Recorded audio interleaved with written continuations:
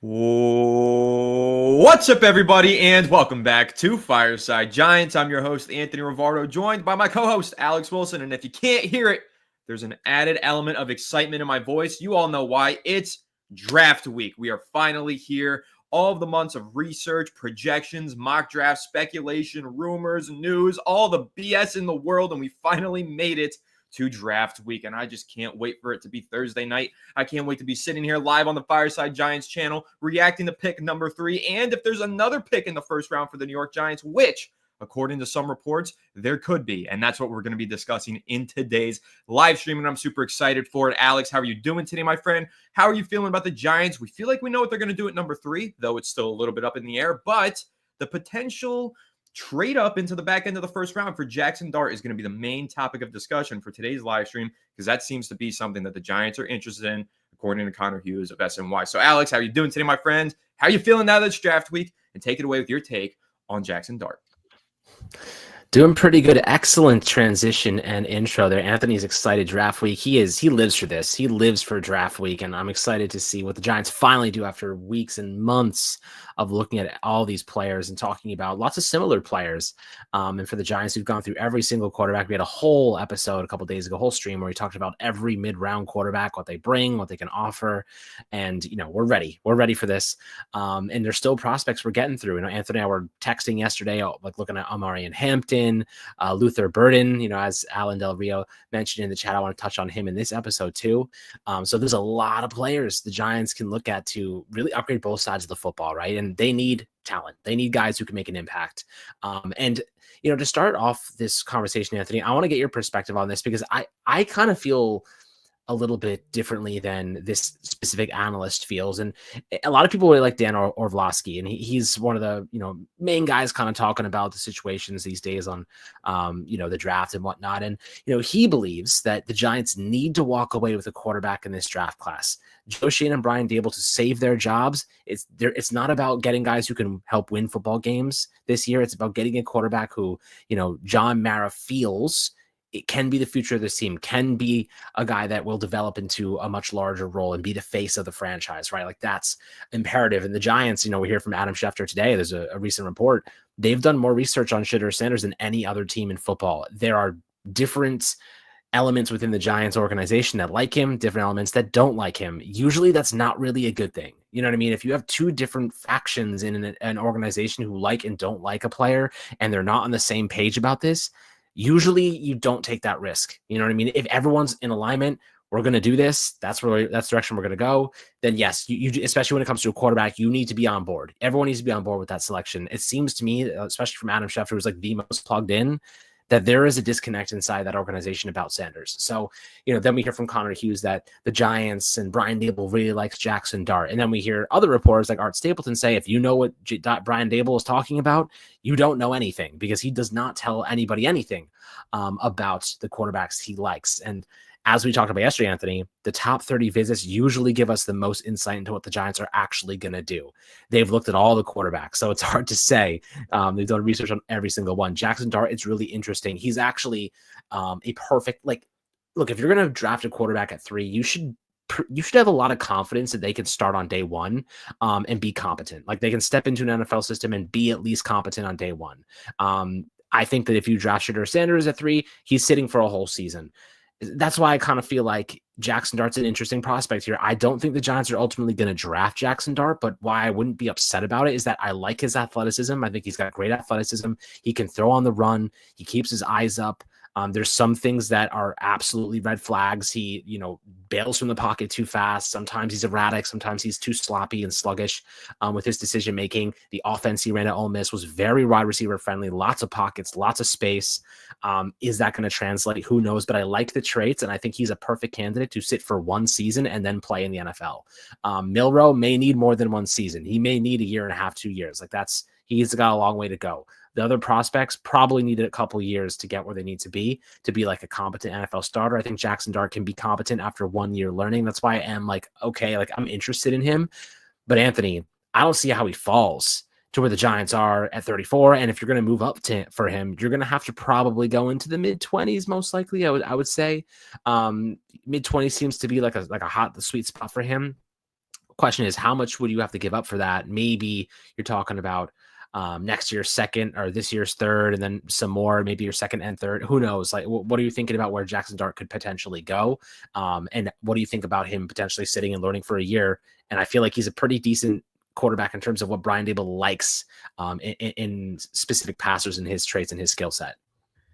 Yeah, I think he's got a lot to like. I think everybody knows that I do really like Jaxson Dart as a prospect, and I view him as having, starting potential at the NFL level. 1 second, Alex. My guy Anthony's getting he was just telling me he chews on his mustache. I think he's coughing up a fur ball right now. All right, get out of here. Enough of you. Anyway, I wanted to transition real quickly before I answered your question and say what's up to the chat, because Christian Whitehead's in here saying, let's go, with some fire emojis. We got NATO saying, yo. We got Sean Nevins all hyped because it's draft week. We got ETC saying LFG for NYG. And Scott Bullock saying, looking good, guys. Happy, joy. Lots of joy, lots of happiness, lots of excitement coursing through my veins today as we get through NFL draft week. But Alex, I got to just quickly respond to you. I'm confused. Do you think Jaxson Dart's going between 10 and 20? I mean, where is he going?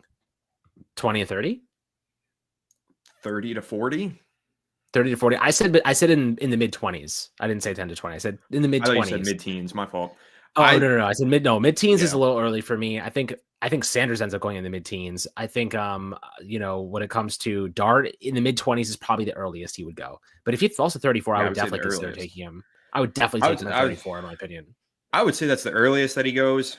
I mean, I think that if the Giants are trading up for Jaxson Dart, I don't think they're getting into the early 20s, that's for sure. Maybe mid-20s, sure, I could see that. But, I mean, he is a second-round prospect, and he's been viewed as a second-round prospect throughout this draft process. Very seldom have we heard the buzz of him potentially being a late first-round pick. I mean, obviously, we've had a few analysts go out there and try and gain some clickbait, and try and make some clickbait and get some engagement by putting him at like pick 9 to the Saints or whatever. But we all know that's unrealistic. I mean, if that were to happen, that would set the whole NFL draft world ablaze. But I don't view Jaxson Dart as being any type of an early first-round pick. I think he's still viewed as a second-round draft prospect. That seems to be the case according to all accounts. And for me, the reason that the New York Giants would trade into the first round for Jaxson Dart would simply just be to keep the Saints from getting in front of them. That's it. No, it's not the fifth-year option. I know that's where you thought I was going to go with it, but I got you, Alex. No, of course, the fifth-year option is part of it. But if you saw the report today, the New Orleans Saints have reportedly already called teams about trading higher up into the first round. So trying to get ahead of some of the other teams that are in front of them for Jaxson Dart, whether that's going all the way to pick 33, where the Cleveland Browns are, to get in front of the New York Giants for Jaxson Dart, or if it's just to trade up a couple of spots to get in front of teams like the Jets, who did have a top 30 visit with Jaxson Dart, or the Raiders, who also had a top 30 visit with Jaxson Dart. It seems to me like Dart is who the Saints want, but they can't guarantee that they get Dart unless they take him at 9, and 9 is far too rich for Jaxson Dart. So unless they're going to trade down a few spots and take him, or trade up in the second round to get him, that's how they're going to land Jaxson Dart. And the thing here is, if the Giants want Jaxson Dart, well, they're going to have to compete with the Saints and try and get up in the draft order in order to keep the Saints behind them. And how that's going to happen, I don't think it's going to take a trade into the mid-20s, because I don't think the Saints are going to be able to go from 40 to 25 at a reasonable cost.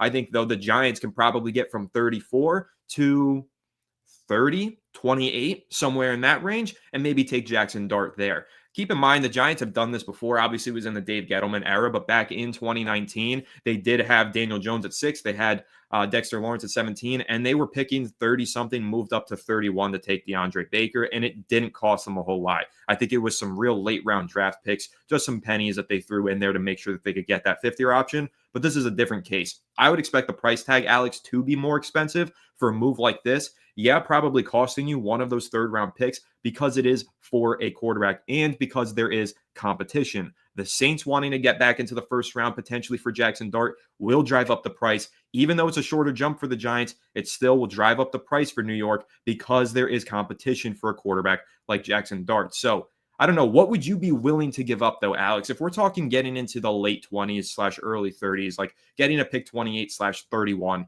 somewhere in that range for Jaxson Dart, are you willing to give up one of those third-round picks, or would you rather just run the risk, run the gamble, stay at 34, and hope that Jaxson Dart falls into your lap? I mean, listen, when it comes to a quarterback, he's QB3, and usually quarterbacks come with a premium. So, like, if he's available, let's say at like 27 or 28, that 5th-year option, it's not obviously like if he pans out, it could be extremely, valuable, but you want to have that insurance. Is the 5th-year option, having that insurance policy, is that worth a 4th-round pick, which is like that extra 3rd-round pick that we have is basically a 4th-round pick. Is it worth a 4th-rounder?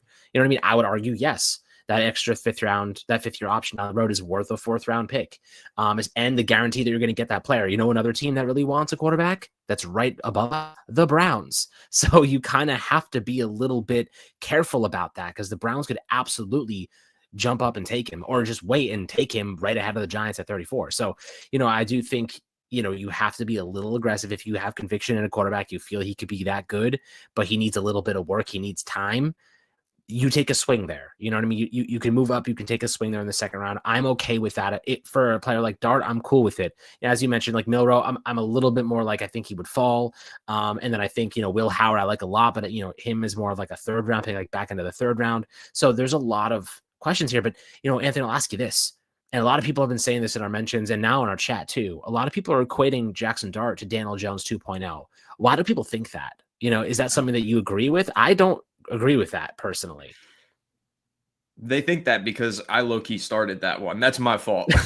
I said that when we did the live film breakdown on Jaxson Dart, I said that he's got similar strengths and weaknesses to Daniel Jones, so that could be a reasonable pro comp. However, and this was the big however that everybody ignored, I think he's a better and more talented prospect than Daniel Jones because of the competition that he faced, and the statistical numbers that he put up indicates that he's more efficient running a passing offense. And I think he had a much more aggressive demeanor when throwing the football. However, his inability to sometimes get off his first read, his quick jitteriness and panic under pressure flaw that he has was similar to Daniel Jones as well. But if you're talking about a guy with some size, some mobility, and some plus arm strength, I wouldn't call it elite arm strength, but it's above average.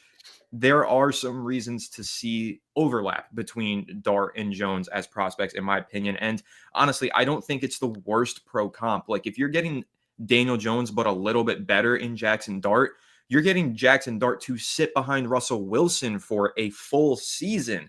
He could be a better player than Daniel Jones because of that. Like exactly. And not at number 6 overall. I mean, imagine if you took Daniel Jones at number 34 overall, right? And he sat behind Russell Wilson for a year. We could be talking about a completely different Daniel Jones and a completely different New York Giants. However, that's not what happened. The Giants took him at number 6. They stunted his growth by throwing him in there in the 3rd week of his rookie season. No receivers, a bad offensive line. They screwed his whole development process up. That is absolutely true, and that is the case. But who knows? With Jaxson Dart, it could be different. But yes, I do see some overlap in their strengths and their weaknesses. There are some similarities there. And that's not necessarily a knock on Jaxson Dart. In fact, for a guy who's not viewed as a 1st-round prospect, considering Daniel Jones has won a playoff game and was a 1st-round pick, a top 10 pick, you could spin it into a compliment if you want. Now, I won't do that because I think Daniel Jones is one of the worst things that ever happened to the franchise. I'm being hyperbolic. Please don't kill me. It was just a joke. I will just say I think that there are some similarities in their game, but I view the potential of Jaxson Dart being much, much higher than I ever viewed Daniel Jones coming out of college. He's got a really strong arm. He does throw a very pretty deep ball. And Daniel Jones, at no point in his career, was an aggressive passer of the football, and that's what always held him back. Jaxson Dart is an aggressive passer of the football. So, Alex, I'm sure you do have more to say on Jaxson Dart, but we do have a couple super chats rolling in, so I want to get to those real quick. With NATO saying Travis Hunter at 3, Jaxson to the Giants at pick 23 would be in a trade up 11 spots to get back into the 1st round. Listen, if Travis Hunter falls into the Giants' lap at number 3, you would assume it's either Shedeur Sanders or Abdul Carter, number 2 to Cleveland. I love Travis Hunter. He's my favorite prospect in this draft class. I would be ecstatic. And then Jaxson Dart.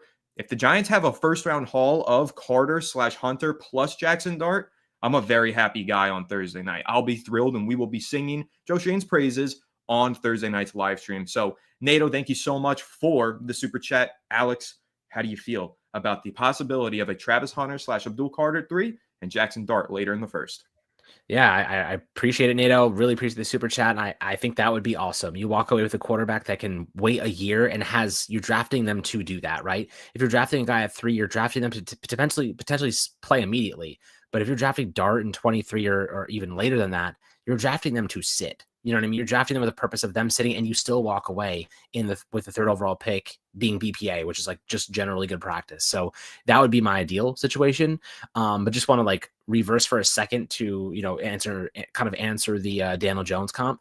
I understand, I get the tendencies because obviously you look at, sometimes he's a bit jittery in the pocket. Sometimes he doesn't get off his first read. Those are the two primary concerns with Jaxson Dart. But there's two things I want to say.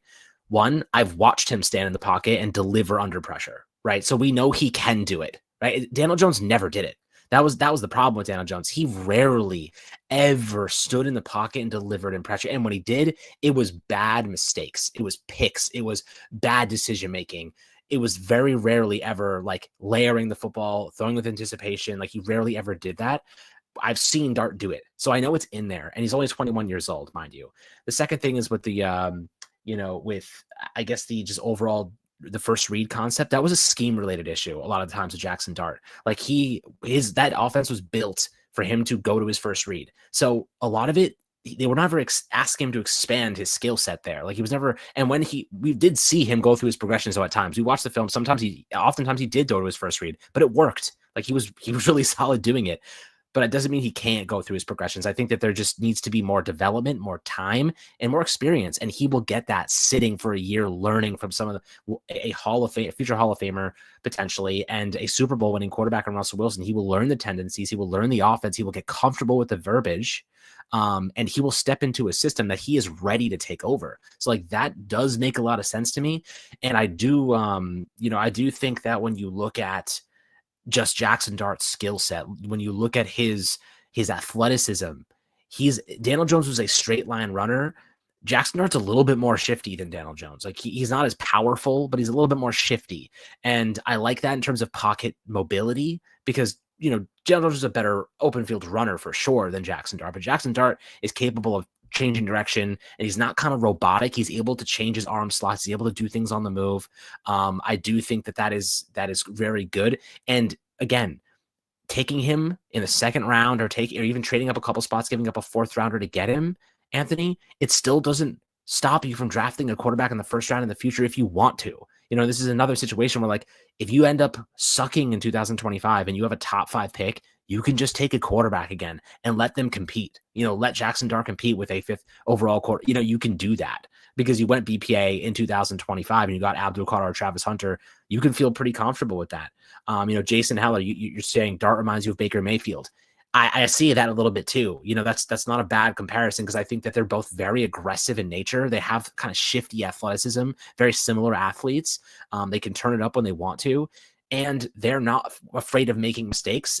Brian Dable loves that. Brian Dable loves when quarterbacks are not afraid of making mistakes. Daniel Jones was terrified of making mistakes, which is why he always overthrew it, always underthrew it, and never even took chances to begin with because he was terrified of turning the ball over. He was just damaged goods over years and years and years of just poor performance, poor offensive line, bad receivers.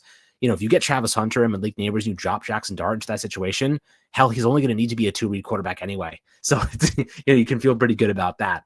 But obviously a lot has to happen. We'll find out this week. But if you walk away, NATO, with those two guys, Carter or Hunter and Jaxson Dart in the first 2 rounds, or even in the first round, I'd be very, very happy with that because at least you address a big need at quarterback in the future there, and you get the BPA at 3, which is in my opinion the best possible scenario for the Giants at this point.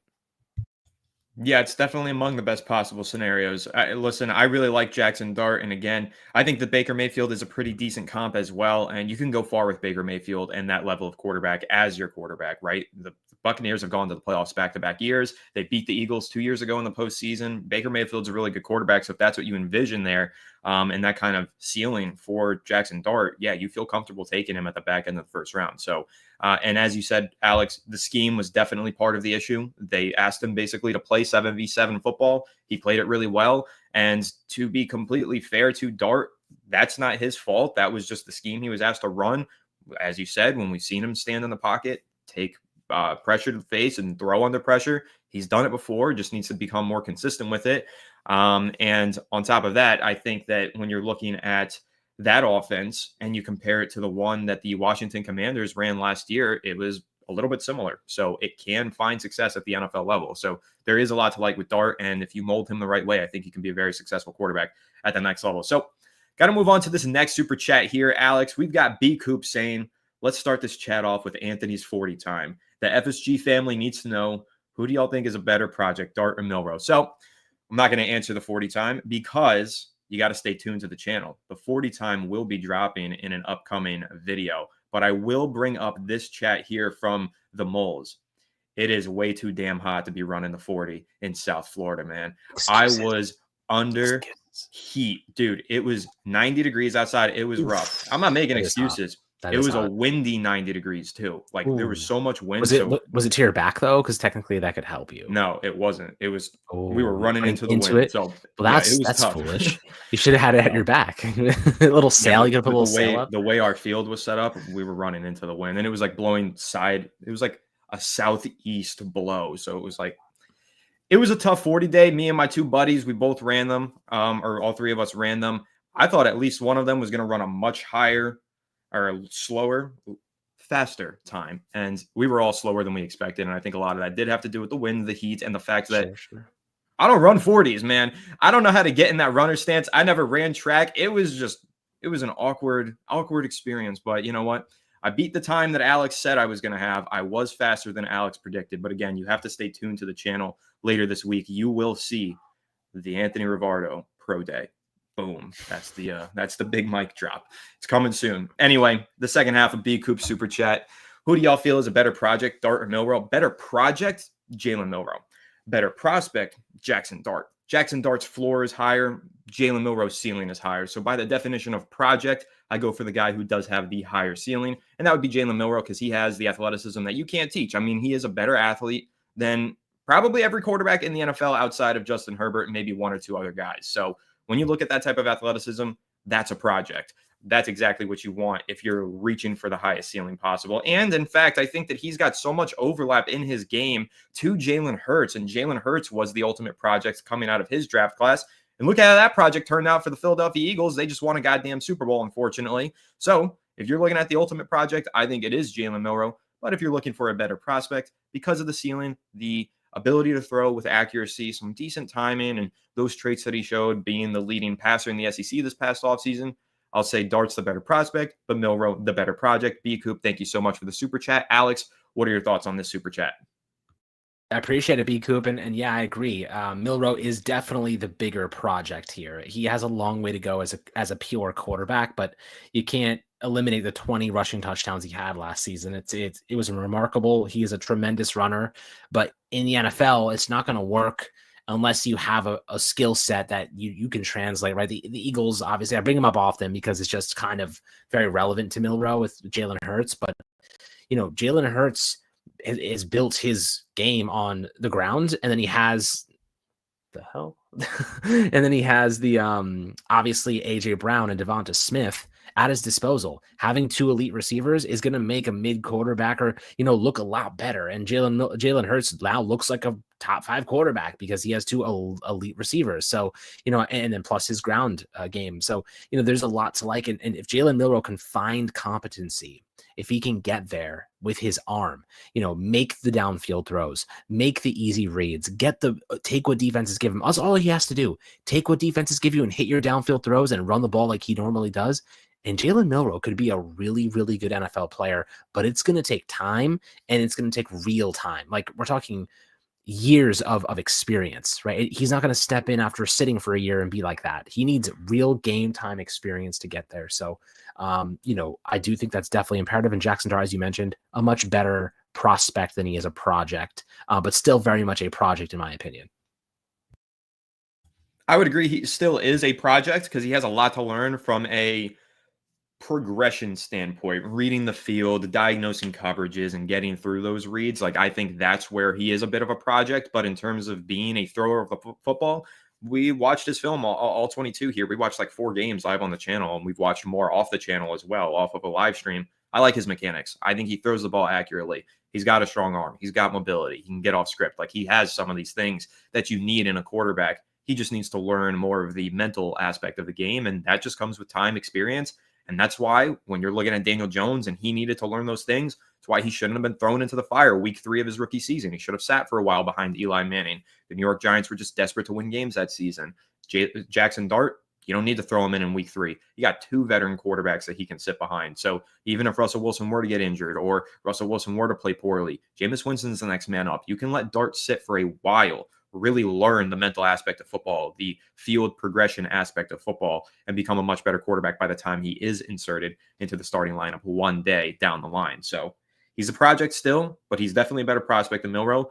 But again, if you're looking for the ultimate project, I think you like Jalen Milroe. Plus, Milroe could be a weapon for you as a runner from year 1. So you might want to consider that as well if you're Brian Dable and company. But B-Coop, thank you so much for the super chat. And really cool profile picture there with Lawrence Taylor. I absolutely love it. Now, moving on to this next super chat here from The Realist 718. The Realist, back in the building. Appreciate you being here. Saying, in my opinion, Dart is better than Sanders. He has a cannon for an arm and could run. I think he's a better fit for Dable. What's your thoughts? So I'm going to turn it to you in just a moment here, Alex. However, I think Sanders is a better prospect just because of his ability to throw with accuracy, and his 2-year stretch of games where he did it at a really high level. However, I will agree, I do think Dart probably has a bit of a stronger arm and is definitely a better athlete, more mobile, and can run a little bit better. Whether or not he's a better fit for Brian Dable, I think could be a little bit debatable. I like Sanders as a fit in Brian Dable's offense because I think that Dable wants to have a quick passing offense, an offense where we get the ball out on time and to the short receivers in the short portion of the field very quickly and create yards after the catch. But if you're looking for a guy who can be more aggressive, push the ball downfield, then you might think Dart is a better prospect fit for Brian Dable. So, The Realist, thank you so much for the super chat. And Alex, I'm going to ask you this bold question, point blank, period. Do you think that Jaxson Dart is a better prospect than Shedeur Sanders? I'm going to recall a take I had a couple months ago, Anthony, and I think now it's more true than ever.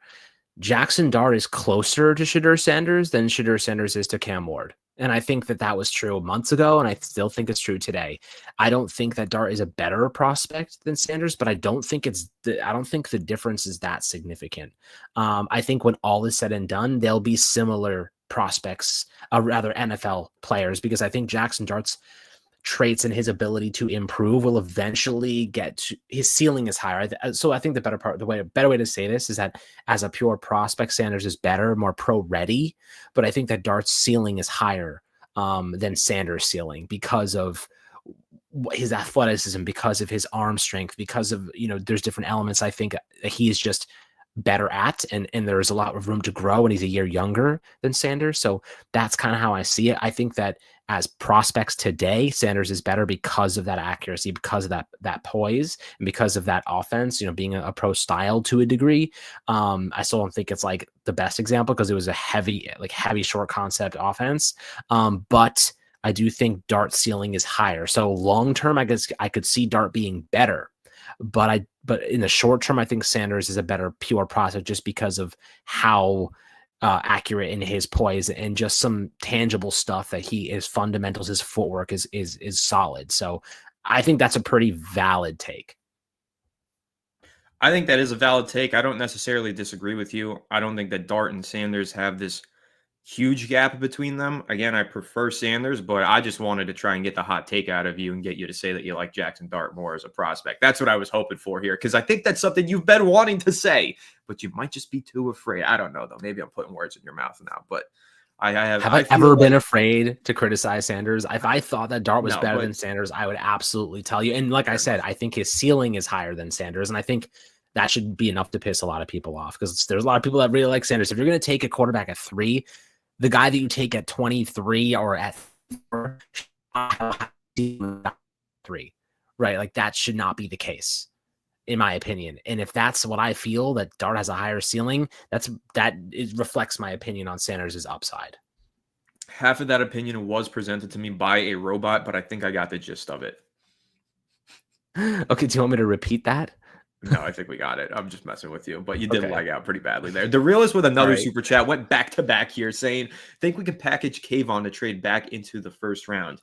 Yeah, we probably could. Appreciate the super chat, The Realist. I think that if the Giants are picking at 34 and they're trying to get into the mid first, and I think that this would Kayvon, I don't think they would package in a trade to move up for Dart. maybe for Sanders, right? If they're trying to get to pick 15, somewhere in that range, get ahead of the Pittsburgh Steelers. I saw somebody in the chat say that I'm forgetting about the Steelers at 21. I'm not forgetting about the Steelers at 21. I just don't think that the Steelers at 21 are the landing spot for Jaxson Dart. I think that they might be the landing spot for Shedeur Sanders if he starts to slip in the draft. So if the Giants are trying to get, let's say they're trying to do the dream pairing, Travis Hunter at 3, if he falls to them, and they're trying to pair him up with Shedeur Sanders, then I think, we could try and make a big trade into the mid-first. I don't think Kayvon would be packaged in that, but let's say it's Abdul Carter at 3, and now they're thinking, all right, maybe we do trade away Kayvon Thibodeaux. I think to get Sanders would be the piece there is Kayvon Thibodeaux. But my take has been this, and it's going to remain this. I do not want the New York Giants to trade Kayvon Thibodeaux. I don't think it makes a lot of sense from a football standpoint. I think the way to win football games at the modern level is to have as many pass rushers as possible. And in fact, even in the not the modern level, even if we're throwing it back, let's go back to Super Bowl 21 when the Giants had a stable of pass rushers and linebackers and a beastly front seven. Super Bowl 25, the same thing. 42, 46. It's been the common denominator in all of the successful Super Bowl winning runs that the New York Giants have had in their 100-year franchise history. They've always had in those Super Bowl runs a stable of pass rushers, not just one great pass rusher, not just two, but 3, 4, 5 good pass rushers on each of those rosters. So I'm against trading away Kayvon Thibodeaux, even if the New York Giants do land Abdul Carter with the number 3 overall pick. Rather than trading away Thibodeaux, I'd like to pair Thibodeaux with Carter and keep Burns and Lawrence and just get after the quarterback. That's how I see fit here. And I look at all the best teams in the NFL right now, Alex. If you want to look at the Eagles, they just rushed 4 down linemen through the entirety of the Super Bowl this past February. They won the Super Bowl because of those 4 great pass rushers that they had. The Giants could have 4 great pass rushers here, or they could trade one of them away because he hasn't necessarily reached his ceiling, even though he's only 24 years old. So for me personally, I'm keeping Kayvon Thibodeaux. I'm finding a different way to trade back into the first round, and I'm creating that stable of pass rushers reminiscent of the likes of Justin Tuck, Jason Pierre-Paul, Osi Umenyiora, Matthias Kiwanuka, and so on and so forth on that defensive line in 2011-12. We could repeat the ones from 08. We could repeat them from 86. We could repeat them from 90. We don't need to because you understand the point. I want as many good pass rushers on this roster at once as possible. So for me personally, I'm against trading Thibodeaux, although I do understand the rationale behind it. But for me, Alex, I'm keeping Tibbs, and I'm pairing him with these other guys, including Abdul Carter. But where do you stand on this one? Yeah, I think, listen, another part of the Adam Schefter report that came out this morning was there's 3 players, and it's part of this episode actually, that he believes that on the Giants are deemed expendable. Kayvon Thibodeaux, Evan Neal, and Jalen Hyatt. Evan Neal's absolutely expendable. Well, he said could be expendable. Exactly. Yeah. I wanted to clarify that. It could be expendable after the draft is what he said. Right. So it could be expendable, but essentially what that means is there are options to potentially be moved if the Giants address those positions in the draft. So that means if you draft Abdul Carter, Kayvon Thibodeaux does end up becoming expendable because now you have a surplus. Do I think he should be traded? Not necessarily. So, obviously there's differing opinions there.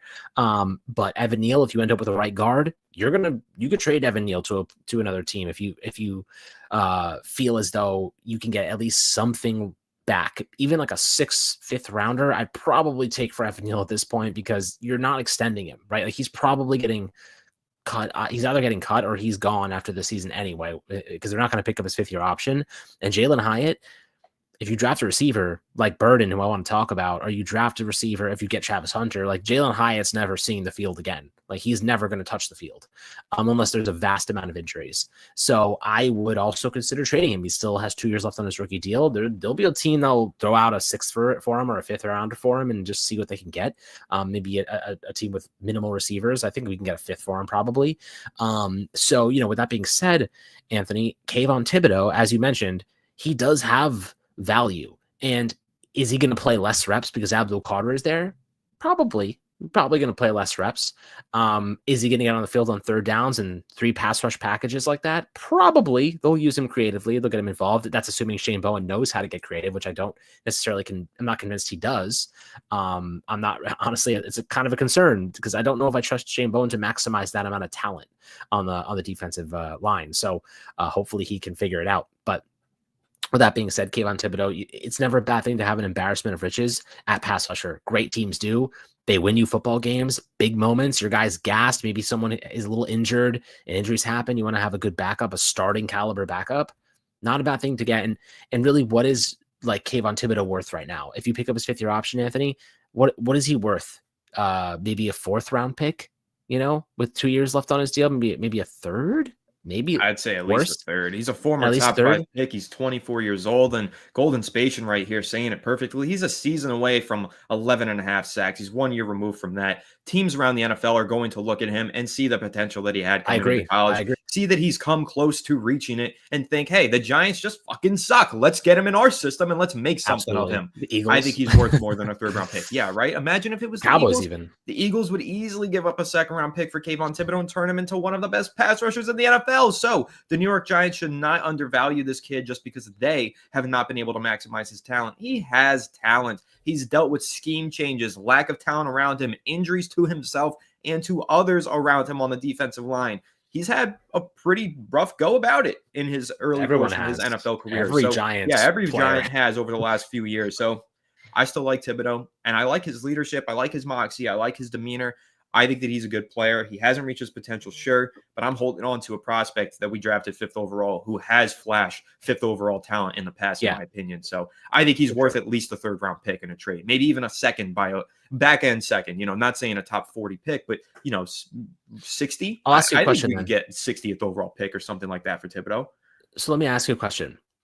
If a team came calling and offered the 60th overall pick, I don't know who drafts there, but if they offered the 60th overall pick for Kayvon Thibodeau and you took that pick and you flipped it for a starting defensive tackle, would you pull the trigger?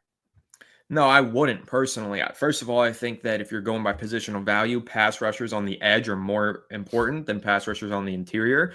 I think that the contractual control is better to have on the edge than on the defensive tackle position. And I just can't, this is a kid who was a top 5 talent in that draft. We were all thrilled when the Giants drafted him 5th overall, were we not? Like, he is a talented player. You're not going to get a same caliber of talent at number 60 overall. You're going to get 4 years of control on the 60th overall pick's contract for sure, and that's a great thing. And yeah, obviously it's a little bit tricky here because you might have to pay Kayvon Thibodeau soon. But that's why you're going to pick up his 5th-year option, and you're going to give yourself another year of that contractual control. That's why they drafted him 5th overall, so they could have 5 full years before making a determination on him. So personally, I'm just not trading Thibodeau. He's not a tradable asset in my eyes. I understand the logic. I get the rationale. I know why people are saying you could potentially trade him because you don't want to have a surplus at a position. F that. I want a surplus, especially at that position, because I think that's maybe one of 3 positions in the NFL where if you have a surplus, you're positioning yourself to have a championship level roster. So for me personally, I'm keeping Kayvon Thibodeau. There's no way that I'm trading him, not for the 60th overall pick. I just don't think he's a tradable asset. I think that he's a really good player. And as Golden Spation follows it up here, if they need to franchise tag him in a couple years, they can do that. And they can extend him and come up with a contract offer later on down the road. I totally do agree with that. So Thibodeau, a 24-year-old, a year removed from 11 and a half sacks, a talented pass rusher who they drafted 5th overall. It's too soon to give up on him. I understand the excitement about making a trade back up into the 1st round. And I get why fans might think that Kayvon Thibodeau is that trade chip. But for me, not going to happen. He's too talented. He just needs some more time and a better situation around him in order to reach his potential. And drafting Abdul Carter will help him reach that potential, not prevent him from reaching that potential. It'll create that better situation and help him maximize his own talents while also maximizing the rest of the talents on a stacked New York Giants defensive line. So I've made my stance clear. I'm in the camp of keeping Kayvon Thibodeau. But Alex, if you have anything more to add, feel free. But I do want to get to this next super chat here because it is pretty interesting. 10 seconds. Bear 315. The only thing I'll say is this. When is the last time you can recall a Giants defensive line staying healthy a full season? Probably a long ass time. Like, can you remember any defensive line staying healthy through a full season? I mean, listen, Brandon Graham was hurt and came back for the Super Bowl for the Eagles. Everybody seems to forget that. They have depth. Torn pec. Yeah. The Eagles' defensive line is so good because they draft and they stack talent. They already had good edge rushers. Okay, we're going to draft another one anyway. Oh, we already have a good defensive line on the interior. All right, we're still going to take Jalen Carter. Also, stacking that talent. I'd like to point out, every single year, there are players that drop for no reason. or maybe like there's a legal issue or crap like that. And there's really talented players that just drop. And you know who always drafts them? Freaking Philly. Every single time. They draft the players that always drop that no one wants to touch, and they end up becoming great players every single time. I'm like, sometimes you just have to not be an idiot and take good players. Like, it's that simple. Like, just stop playing pussyfooting in the draft. Take good players. Like, not everyone has to be this perfect character, perfect prospect. Like, your leaders are supposed to be able to wrangle those guys in and help them change, help them adapt, help them acclimate. That's what that's what winning does. And the Giants oftentimes pass on remember Trey Smith because he had a blood clot? Well, guess what? He's one of the best right guards in football now. So it's like, sometimes you just don't be an idiot. Like, just draft good players and like figure the rest out later. And oftentimes teams do that and they make it work, and it works for them. The Eagles have made a living off doing it recently. Yeah, the Eagles they luck into prospects who fall down the board. They always position themselves to be able to land those prospects. They plan ahead. It's really smart. Cooper DeJean last year being one of those picks. I mean, even Quinyon Mitchell being one of those picks. Plus, Jalen Carter a couple of years ago when they drafted him at 9th overall. Nobody expected him to fall to 9. But as you mentioned, some legal issues, some trouble off the field. Now all of a sudden he slides. And the Eagles, of course, luck into a great player. And the New York Giants are actually no different. They've done this a couple times. Xavier McKinney in the second round was not supposed to be there. Even last year at number 47 overall, they stuck with the best player available strategy, and they landed Tyler Nubin, who I don't think a lot of Giants fans expected. He wasn't supposed to be there at 47. The Giants hadn't necessarily made their interest in the safety market all that obvious.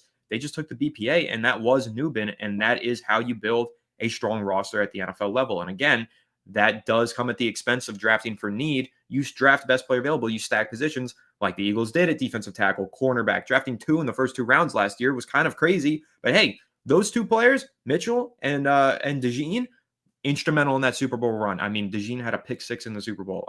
Look at that. So, yeah, I mean, I'm huge on BPA. The Eagles are one of the great examples as to why I feel that way. And there's a lot of other teams across the league that you can look at as well, including Detroit Lions are famously known for going BPA regardless of position, including Jahmyr Gibbs, a running back in the first round. So, yeah, and also just players that maybe weren't supposed to go there. I mean, Jamison Williams is a guy they went and snagged, and he was falling a couple spots. They thought he was going to go a bit earlier. I mean, how many players? Like, there's just tons. So the Giants, just take the best players you can get, because this team needs it. This team needs a strong foundation. We wasted 2 drafts, the first 2 drafts, trying to the picks that are on. Some guys aren't even on this team anymore. Like, there is no excuse, Anthony, for this team, this regime to come in and basically gut the entire roster, turn it all over, and then 3 years later, there are players that they drafted and 3 years ago that are no longer on this team. No longer even serviceable. We're not even talking like 6th, 7th round picks. We're talking about players that are on the verge of being cut. Evan Neal, 5th overall pick. You know what I mean? Like, how many? Jalen Hyatt, 3rd overall pick. John Michael Schmitz, third round pick, not 3rd overall, 3rd round pick. John Michael Schmitz, 2nd round pick. How many of these guys have to be busts before we figure it out? How many times do we have to go through this, like, reaching for need, or just trying to just mess around? Like, just take the best players on the board like they did last year. That's what all they did. They went BPA the whole freaking draft. And it was the best draft the Giants have had in like a decade. So, yeah, like, just do whatever they did last year again, and I'll be happy, because this team needs talent everywhere, not just a new quarterback. They need talent everywhere, and need to stack good talent at critical positions that make a difference. So that's what I think you're saying as well. Yeah, it is what I'm saying, and that's why I'm not trading Thibodeau. I'm drafting Carter, and I'm pairing them together, because that's how championship rosters are built. So we've had the super chat pulled up for a while, but we haven't formally addressed it. Bear315, thanks for waiting, and thank you for the super chat, saying, if we don't go quarterback 2nd round, what position and player would help the team most overall, in your opinion? I would say position being trenches. And I say that because I mean offensive line or defensive line. So players in that regard would be maybe Darius Alexander, the defensive lineman out of Toledo, maybe Tyleik Williams, the defensive lineman out of Ohio State, or on the offensive line, maybe you're looking at Donovan Jackson out of Ohio State. There are some other players as well in that mix, but I think at 34 overall, if the Giants aren't spending their 2nd pick in this draft on a quarterback, I would like to see them address the defensive interior or the interior of the offensive line. And right tackle could be an option as well, because I think, Alex, I want to get your take on this actually. by drafting a right tackle who could potentially start from day one. Let's use Marcus Mbao out of Purdue as the example here. Giants did have a top 30 visit with him. He could be a pick in the second round. Drafting a right tackle actually does improve the interior of the Giants offensive line. Let me explain, and then I want your take on it. Let's say you get Mbao and he steps in as your starter at right tackle. You move Jermaine Illuminor at right guard. You have now upgraded at right tackle potentially and definitely right guard with Illuminor moving inside, where he actually has had some of the best seasons of his career in the past. So I think that taking an offensive lineman, there's a very strong argument for it at number 34 overall. So my take is it's either offensive line or defensive line with the second pick if it's not a quarterback. But Alex, of course, what's your take on that super chat? And the second part of it, if the Giants take a tackle, they're actually going to improve their interior of their offensive line by moving Illuminor inside as well. Yeah, I appreciate the super chat, Bear, and I absolutely agree. Whether it be a Josh Connerly, whether it be a Jaxson, Donovan Jaxson, like you could arguably say, Josh Connerly was a left tackle at Oregon, but if he could make the transition, if that's what teams feel like his future is as a right tackle, and he works out there, or if it's Jaxson, you can move Jermaine Illuminor to right guard. Absolutely. It's a humongous upgrade, right? He's at least going to be average at right guard, and your team, assuming that obviously the tackle that you get can hold his own on the right side, you're going to have a much improved offense. Probably the best we've seen in like a decade. Even already, I probably think it's the best we've seen in a decade. Assuming we get some more upgrades. I mean, obviously we got a ton of depth this offseason. And, I do believe that, health is imperative, and having backups and insurance policies are imperative in the offensive line. And for what it's worth, Anthony, why is it if the Giants aren't going to take a quarterback in the second round, I think it might be a good idea if BPA is naturally how it falls and you end up with one of those tackles and you end up with a quarterback next year and Russell Wilson's here this year, your offense is going to be better because you have an insurance policy or even potentially a starter. So I, always happy to stack offensive linemen, always happy to stack, defensive linemen, happy to get a quarterback. There's a lot of different ways. Like, fortunately, and it kind of sucks to say because it just is the truth, the Giants can go BPA and probably just fill a need anyway. You know what I mean? Like, that's kind of where we're at as a team. Yes, the team got better. They did this offseason. But I'll tell you what, this team has a lot of holes, and any player they kind of draft and go BPA, you're probably going to get an upgrade. And I think that's, just logical to think that way. And the Giants are probably thinking that way too at this point. Yeah, and listen, I've said that before, right? If you go BPA on this Giants roster, well, everybody is going to fill a need because the Giants do have so many holes and weaknesses. Now, I don't think they have as many holes and weaknesses as they did at the start of the offseason. I think they've done a really good job developing this roster and adding some talent. However, there is still room for improvement, and going BPA will improve this roster tenfold if you just naturally stick and pick in this draft, in my personal opinion, although some may disagree. So, Alex, we do have another super chat in here from Christian, but before I get to that, I want to give a big special shout out to @NJ Roofers. NJ Roofers dropped a super chat on one of our videos a couple days ago. So obviously not while we were live and on the live stream, so we couldn't give him a shout out then, but I wanted to make sure that didn't go overlooked and that we could express our gratitude and appreciation to you, NJ Roofers. Hopefully you're tuned in. If you're not, maybe you'll catch this on the replay as you did a couple days ago when you dropped that super chat. Just wanted to say a big thank you for the super chat. Want to make sure that we always thank all of our supporters who do send us these super chats. So wasn't there in a live stream, didn't get to shout you out for it, left it in the comment section, the rare comment section super chat. So NJ Roofers, thank you so much for that. Alex, I'll give you a second to say what's up to NJ Roofers before I move on to the super chat from Christian. I appreciate you, MJ Roofers. Absolutely love the super chat and leaving it in the comments, not even live. So, really appreciate that. And, obviously we've been grinding out these live streams for you guys ahead of the draft, trying to get as much information and obviously get your opinions and react to those opinions. Even when Anthony is treating me like an idiot, Master of Coin. Yeah, I was just about to ask. I appreciate that, watching my back, because Anthony, sometimes he's just so mean. He's so mean to me. And, sometimes I just cower. But the truth is that behind the scenes, we throw hands. It's fine. But yes. Alex, do I treat you like an idiot? Do I treat you like an idiot? So, sometimes the facial expressions, sometimes I say things and I just watch your face and I see your facial expressions and I know you're trying to say stuff. So I just keep talking So that way you can't get your opinion in, you get frustrated. And then finally, once I do stop, you're really frustrated and then you yell at me. It's kind of funny. I don't think I'm the mean one for that. I think you are the mean one for that. That's you trolling me in order to elicit a reaction. That's bullying. That's pretty mean. Is that we've gotten to me bullying you from? Yes, you're from my your biggest reaction bully to that my- I have in my life. I mean, the weeping that I do at night is unfathomable. All I did was bully him to watching Lord of the Rings, and now he's a Lord of the Rings fan. So Nah, you didn't have to and bully now me he's a for that. I better was man excited for to it. watch Lord of the Rings. I was always excited for that, and I told you that a million times. But here we go, once again, trying to get under my skin. I'm the mean one, though. I'm sorry, guys. All right, let me cool off here. I'm excited. I'm trying to be happy. It's draft. I don't know. I thought we've been having a lot of fun here, Alex. Now all of a sudden, it is no. It's fun, and I have a fun player that I want to talk about really quickly. Really fun player. I want to talk. Okay. Yes. Christian with the super and by the chat. way, Thank you so much, Christian. I don't know what currency this is. But... Yeah, I was gonna say what currency. I gotta look this up. NOC. Yeah, but thank you regardless, Christian. Really do appreciate it. And shout Thank out you. to all of our international viewers of Fireside Giants. All of you are the best watching, but the international ones, that's so cool. When we get to see the outreach into different countries and regions around the world, it's really, really cool to us. So, Christian, thank you so much. And Christian just says, thanks, guys, for your daily content. It's a break from everyday struggle. Let's go, Giants. That's what we're here for, to provide entertainment. Even when Alex and I are bullying each other and being mean to one another, we're hoping that our pain is at an expense for your enjoyment and obviously all of our Giants content. We love to produce it. We love to talk Giants, and we're just happy to have you all in attendance for it. Absolutely appreciate you from all around the world. We have fans all around the world, and really happy to keep you guys updated on the Giants. Obviously, you can throw it on at work, throw it on in the car, throw it on at the gym.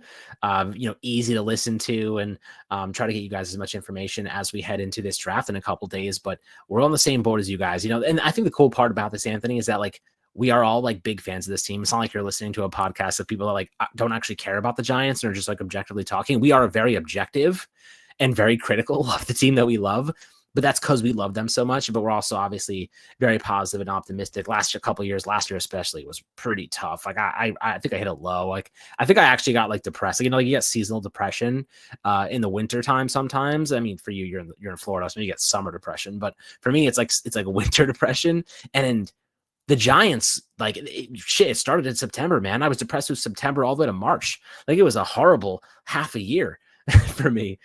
So getting all the way to the end of the season was definitely grueling for us. But I think that this team is better. We have a chance to upgrade the roster a little bit in the draft, and we're pretty excited about that. So appreciate you guys for tuning in with us and sticking around and listening to us around the globe and in every aspect of life. Really, really special for us. And I don't even know what, also great name, White Lotus, but I don't even know what wintertime is like in Vietnam. So drop me the Fahrenheit or the Celsius, because I have no idea. What is it, rainy maybe in the wintertime? Pretty cool though. Appreciate you in Vietnam. It's so freaking cool. Cool. See people all around the world right now. It's awesome. But a couple more super chats coming in too, and just want to express my appreciation to you guys one last time. Absolutely. So thanks everybody, especially everybody tuning in from elsewhere outside of the U.S. It's super cool, like I said. But Alex, do you watch The White Lotus? Obviously, don't live under a rock. Of course. I don't watch it. I tried to watch the first season. I'm gonna start calling you Patrick Star, bro. I'm gonna call you Patrick Star. I have discussed this with so many people. No, I don't live under a rock. I know what The White Lotus is. That's why I'm asking you about it. I just didn't get enjoyment out of the first few episodes, so I didn't pick it up. The first few episodes are slow, but that's the whole point of White Lotus. The whole point of White Lotus is that it's slow. I know. I got it. I understand. I just didn't find it funny, and I didn't find the plot all that interesting. I thought Did you know? What's that one actor's name? He's really good. I can't remember. Did you know the guy, the brother that's annoying is Arnold Schwarzenegger's son, Patrick Schwarzenegger? Yeah. I'm aware of all these things. He looks like a prick in the show, and he kind of looks like a prick in real life too. I don't know anything about him in real life. But yes, I do agree. Hazelnut. Yeah. I was going to say it wasn't as good. The one in Italy was phenomenal. The first one was the one with Michael Imperioli in it, right? Yeah. So the first. Yeah, but here I am living under a fucking rock. I didn't even watch the show, and I know who's in it. Yeah. Okay, bro. Okay. I mean, you didn't watch the show. You just know a random actor in it. Oh yeah, but I'm under a rock. I know everything that's going on. You're like a well-educated rock. You guys hear the way this man talks to me? Do you hear this shit? I had to flip the well-educated rock. Yeah, I mean, you could be Patrick Star. God forbid, the one TV show I just don't really enjoy. Oh my goodness. I can't take this. Although All you right, know all what I'm right. watching again. No. Before we move on, just one Yeah. last movie. You know what I'm rewatching right now for like the 100th time. And Tony, yeah, White Lotus shit. Absolutely, you're gonna appreciate this one though. I promise. For the 100th time, I'm watching Gladiator again, the original Gladiator. It's just so good every time. Like The every movie? single time. The movie, of Yeah. course. Oh, we were talking about TV show. You said rewatching again, like as if you were watching some sort of series. I'm like, that's a Oh no movie you no sit no no! down in one Rewatch the sitting and you movie. just watch it. Yeah, yeah, yeah. Yeah, yeah. No, I know, but I don't rewatch movies all the time like that. I like new movies, I but see. Gladiator is just like every time you watch it, it hits the same. It's just phenomenal. A 10 out of 10 every single time. It's one of the best movies ever. I mean, Russell Crowe in that is just truly incredible. Skinny Absolutely Russ, deserves the Oscar. Skinny Yeah, now Russ is he's so great. big. I love Now he's Russell Crowe fat. though. Anyway, we got another super chat in here from Golden Spation saying almost 300 people in here. Hit that like button. Well, we lost a few of you with our White Lotus discussion. I watched the numbers drop, but that's okay. Those of you who stuck around and like watching Alex and I yell at each other, we do appreciate all of you nonetheless. But yeah, make sure to smash the like button if you guys are enjoying the live stream, or if you are not enjoying the live stream when we go off the beaten path and start talking about movies and TV shows, smash the dislike button. I don't care. Whatever. We appreciate everybody who's in here anyway. Anthony Fittipaldi dropped a super chat with no comment and then dropped another one. So a double super chat here from Anthony. Appreciate you. And also your name is awesome. Saying, I think people forget Carter played outside linebacker and inside linebacker. You can play at both spots. So keep Thibodeau. And I absolutely do agree with this take. The thing with Abdul Carter is he's versatile enough to line up anywhere in the front seven. And that's why he's so special. And that's why you don't need to get rid of anybody on the New York Giants defense. You can find ways to get them all on the field at the same time, mix and match, rotate, different alignments, scare opposing offenses, keep them guessing every single down. That's what makes Carter so valuable. And that's why I as well think you should keep Kayvon Thibodeau in this system and just create a very versatile mix and match defense. That would be a dream come true. That's why the Eagles defense is so good. They got versatility up front. That's why the Giants were so good in the 80s, in the 2000s. Versatility in the front seven is really an undervalued trait of an NFL defense. So great comment here, Anthony, and really do appreciate the 2 super chats that you dropped for us. Yeah, Anthony, really appreciate that. And you're absolutely right. Abdul Carter, one of the most underrated things and things that I think that he could do just exceptionally well in the NFL is spy on mobile quarterbacks. We got 2 elite ones in our division with Jalen Hurts and Jaden Daniels. You need to have a high-end spy on those 2 guys. And Abdul Carter is like he fits fired out of a rocket. That's how fast he is. And his reaction time, you watch him, his get up off the line of scrimmage is straight up elite. Like his reactions are A+. And having him as a spy, having him, off the edge, whatever it might be, you're getting someone who's going to react instantly. And that's what gives him an advantage. I know a lot of people say he only has one move, that dip around the end. You want to know why it works so well? Is because his get up off the line of scrimmage is straight up elite. That is what defines great pass rushers a lot of times, what their get up is, how fast they're able to generate power from their legs and use that to get ahead of and kind of beat offensive linemen around the edge. That getup he has is special. That's why he's so special, partially. Not to mention just tremendous athletic ability and an IQ and some versatility as well. So, I mean, hell yeah, you could get him involved at linebacker. You can get him involved outside linebacker or middle line. You can do anything with this guy, and you could put him over the center if you wanted to, like they do with Michael Parsons in Dallas. Like you could get creative. The question is, you might want to hire a defensive coach just to help Shane Bowen scheme up what you can do with this guy. Because again, I don't trust Shane Bowen at all to maximize this player. I think they need someone that has some level of creativity to help, actually do that. And maybe Andre Patterson's the guy that needs a little bit more influence in this defense to get it going. But they need to have somebody that actually builds kind of a system around maximizing a player like Carter, because you cannot pigeonhole him into just being an outside linebacker and stick him in there without any creativity or versatility. He has to be used like the weapon he's expected to be. Otherwise, we will never see his potential. So that's kind of how I feel about it, but definitely feel pretty good just about where we're going with this. And Carter at 3 certainly is really good. And I know the Wi-Fi has been a bit spotty, guys. Like I'm here for another 2 weeks, and then I'm going somewhere else with better Wi-Fi. So just bear with me until then. I'll try to keep. I know it sucks. It is what it is. Like, there's nothing I can do. But maybe I'll try to find another router somewhere that I can post up or whatever. But I'll take my phone off Wi-Fi. I'm doing everything. Even my phone's not on Wi-Fi. I have all my tabs are closed. I'm trying my best here. We just appreciate the effort. I'm just happy to have my co-host here for me through the bad Wi-Fi with the good Wi-Fi. I'm happy to sit here and argue with the great big Alex Wilson. The Realist with another super chat in here today. That's 3 from The Realist. Thank you so much, The Realist, saying, not going to lie, your arguing makes the show a lot better. Love your content. Hashtag Fireside Giants. Oh, and Alex, step your Wi-Fi game up. LOL. Let's go Giants. Yes, let's go New York Giants. I'm so excited for the draft this week. I really do appreciate you, The Realist, being in here all the time and constantly leaving super chats, comments, and just showing mad support to the channel. We do appreciate you so much. And I think people like the arguing, Alex. I think it's fun, especially when we do go off the beaten path. I think a lot of people really do enjoy that kind of stuff. And if you don't, that's all right. If you do, awesome. But I think there's an audience for just you and me duking it out one day on center stage in the middle of a boxing ring. You'll probably whoop my ass, but we'll see. Maybe we'll get it done one day. I mean, now that I have a kid now, I have dad strength. So that's what I'm saying. Yeah, I know. It's like grandpa strength, like the grip of hell. Like I got dad strength now. It just comes with the process. Also, honestly, just holding your child 24/7, it's just like your arms it's like a natural workout. Also, I do some curls with a 20-pound body, so that works too. But yeah, I appreciate the super chat, to Realist. And yeah, I do. The arguing is always fun. We get into it in different topics, whether it be football related or not football related. We had a whole debate about schnitzel and ketchup mayo and whatever Anthony was talking about the other day. What was it? And cutlets. Are they different things? Actually, and by the way, okay, yeah. Let me. We didn't talk about this. Yeah, we didn't talk about this. Important update for everybody on Schnitzel Watch.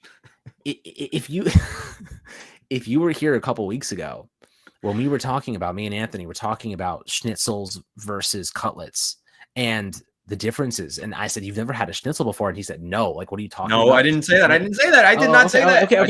What did you say? I had a schnitzel before. I had a schnitzel at a German restaurant. Shout out to PC19 and my fraternity in 2023. We all went out and we got schnitzels at a German restaurant, and we all lifted the boot together and drank the boot dry.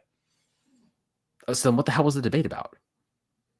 Dude, you were just trying to poke my buttons. I know this is what you do. You make things. You sent me a picture. You sent me a picture recently. You were like, "This was actually really good." I didn't say, all right.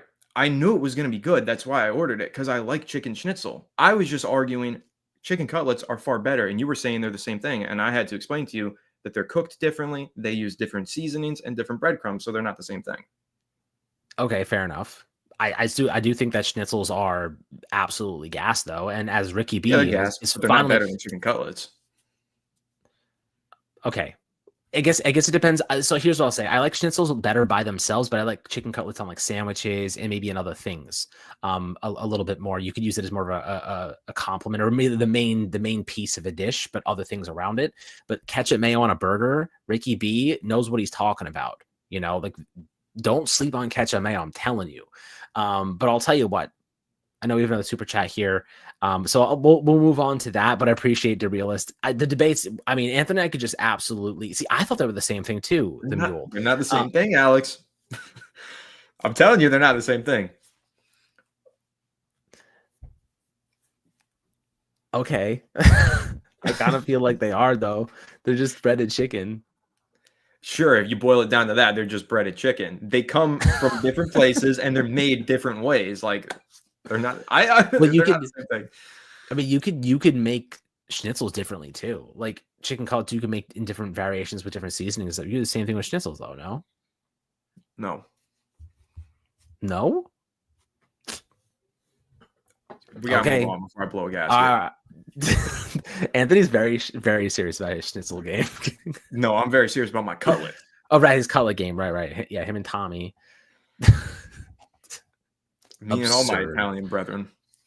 All right. Well, I won't poke the Italian bear anymore. I'll let you get to the next super chat. I know there's a question that we've actually answered this a couple times, I think, in the last couple episodes. So we can go but I through it love quickly. talking about this topic, so I'll go ahead and Yeah. just bring it up again.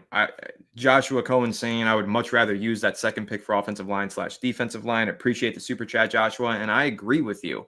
Like there's been a great debate, and I mean it's kind of tough, Alex, because if you think that Jaxson Dart could be a franchise quarterback, you got to take him with your second pick. However, if you don't have full conviction in him, continuing to stack talent on the offensive line or the defensive line by going BPA at 34, it's a great strategy. And so it does open up a real conundrum, I think, for Joe Schoen and the rest. So I don't know. I mean, the whole front office has a big decision to make. Do you take a shot and throw a dart at the board, pun intended, on Jaxson Dart and a quarterback at 34? Or do you just keep stacking talent on the roster? I think it is a tough debate for the front office to have. And I think it really just depends on what your valuation is of these specific quarterbacks in this draft class. Because if you boil it down in general terms, yeah, you'd rather take a potential franchise quarterback over an offensive lineman or a defensive lineman. But do you think these guys are potential franchise quarterbacks? That's the big question that the Giants need to answer. So if they don't feel that way, I say you stack talent. You go offensive line or defensive line. But if you think Dart can be your starting quarterback in a year's time, I think you're going to have to go with Jaxson Dart. Absolutely. I mean, if you really think that Dart is the future and you think that he can develop into the future, you take him. It's that simple. But at the same time, like, you could argue, if you think he's the future, why would you just not take him at 3? You know what I mean? Like, why would you not take him much earlier if you thought that he had that level of upside to be elite? So, that's where, I guess it's a probability thing. Like, he has a lower probability of being elite than another player.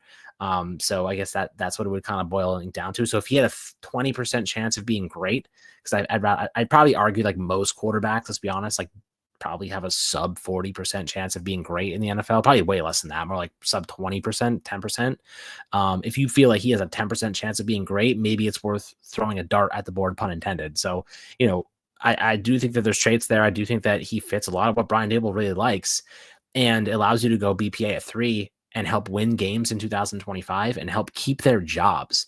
Like, this is a self-preservation game, Anthony. Like, let's not beat around the bush. Let's not, say this any way that it actually is. Brian Daboll and Joe Schoen are coaching and playing for their jobs in 2025. They need to win football games. And to win football games, they have to draft players that can make an impact now. It is that simple. You know what I mean? It's that simple. So if they feel that they can get BPA at 3 and draft a quarterback like Dart in the second, or even move up a couple spots to get him, you kill 2 birds with 1 stone. You lock yourself into a quarterback, which helps you long-term and convince John Mara to give you another year.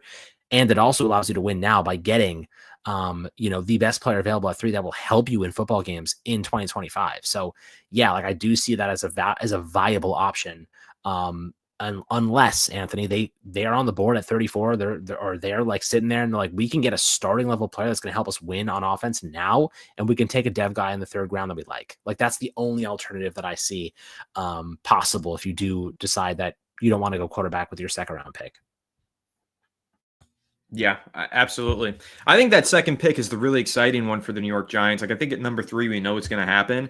But then at number 34 / potentially higher or lower, depending on how they move, that's where the fun really begins for the New York Giants. So before we do wrap up this live stream, we went a little bit over our 1 hour time allotment here because we were just having a lot of fun, and we did waste a little bit of time arguing about various topics, so wanted to go a little over the hour, but we are about to wrap up. But before we do, shout out to NATO saying, crazy how time flies. I've been watching y'all for 6 years, and NATO, I remember seeing you in here 6 years ago. It is insane to me how time flies. Before, I mean, when the show started, Alex, I wasn't even in college. Now I'm graduated from college. That's how long this show has been around. It's pretty incredible. It's over half a decade, and we're only just getting started. I say that every year because I always feel like it's true. We're here. We've been here for 6 years. We've got at least another 6 years in us. I mean, listen, unless, I become too much of a bully and Alex removes me from the show for being too mean and speaking to him like an idiot all the time. I don't really think that happens, but, that's a conversation for down the road. But no, I'm kidding. Fireside Giants isn't splitting up. I know podcasts split up every now and then, but that's not going to happen here. It's been a fun 6 years, and I'm really excited for the next 6 years. And I appreciate you with the super chat, NATO, and appreciate you for your many years of support here on the channel. And that goes for everybody who's been a long-term viewer of Fireside Giants. Yeah, appreciate you, NATO. Like, it's been a minute. We've been here a long, long time, 6 years, and I feel like it's been 6 years of losing, to be honest with you. I'm pretty excited that at least there's a flash of light in front of us, a small glimmer of hope. And if we can exercise that, if we can get there, this channel is going to be so much more enjoyable for not only us, but for you guys too. Like, imagine, us making content every day about a bad product. It's like reviewing like just bad food every day. You know what I mean? It's like, it's going to be bad. The conversation is going to be disappointing, but you guys show up anyway. And I appreciate that. You guys really are just here to suffer with us. And the fact that you guys stuck around and the community's been growing, it means the world to us. So when we get to review the good steak, man, like the good surf and turf, it's going to be that much more meaningful to us. And it's going to be that much more meaningful to you guys. So really excited for those better days. And when they do come, we're going to be here to enjoy it with you. And it's going to be a long time coming, and we're going to have well-deserved it by then. So much love as always. That's right. I can't wait to have that vodka sauce chicken cutlet meal. That's going to be great as a New York Giants fan. I had to get that dig in there, Alex. Joshua Cohen with one last-minute buzzer-beating super chat here. Appreciate you so much, Joshua. Saying with the 34th pick, we could get someone who's projected to be a first-round pick. I'm just not sold on Jaxson Dart. And again, that's exactly what I think the New York Giants are going to have to ask themselves. Are they sold on Dart? Could he be a franchise quarterback? If not, you take the BPA at 34 because there's going to be some serious talent on the board. Every year, a projected first-round pick falls into the second round and is available at pick 34. In fact, Alex, if you look at the last 6 years of 34th overall picks in the draft, almost all of them are like star players. The Giants are positioned to get a really, really good prospect at 34, or they could potentially burn it on a developmental quarterback. That's up to them, and we'll see ultimately which route they go, but that's just going to come down to personal conviction from Brian Daboll and Joe Schoen on Jaxson Dart and other quarterback prospects. So I'm excited to see what happens. And like I said, I think pick 34 is where the fun really does begin for the New York Giants. But Joshua, thank you so much for another super chat here at the buzzer before we wrap up. Guys, I think the draft starts at 4. That's kind of how I see it at this point. I think that Cam Ward's going 1, Hunter's going 2. Giants, at 3 are going Abdul Carter most likely, and everything after that is an absolute shitstorm. Excuse my language. That's how I feel about it. I have no idea what's going to happen after that. Sanders could go 4. He could go freaking 20. Like that's how big the margin is there. If he doesn't go to the Giants at 3. So, and then in between that, you have so many players, and who knows how things are going to end up in the back half of that first round and where the Giants are going to be. 34 is a good place to be right now. We're going to walk away with a player that could have gone in the first round for sure, because this draft class after the 10th pick is a lot of what ifs, a lot of what's going to be. Well, who's going to be this, who's going to be that, prospects that are volatile in nature. The Giants are going to walk away in the second round with a guy that could be a star. And it's just, they have to go BPA, and BPA ultimately means, or rather, no, they don't have to, but if that quarterback they like falls, sure, you could do that. But if they end up going BPA, you got to go with the guy that is going to have the most possible upside. And that's ultimately a good problem to have. And I just hope we don't have to draft 34 all the time or 3 all the time. I want to draft later. It means we're winning, but hopefully we'll get there soon enough. And I think that this offense is going to be substantially better just because, like, let's not forget, Russell Wilson is substantially better than Daniel Jones. And I think that some people are forgetting that.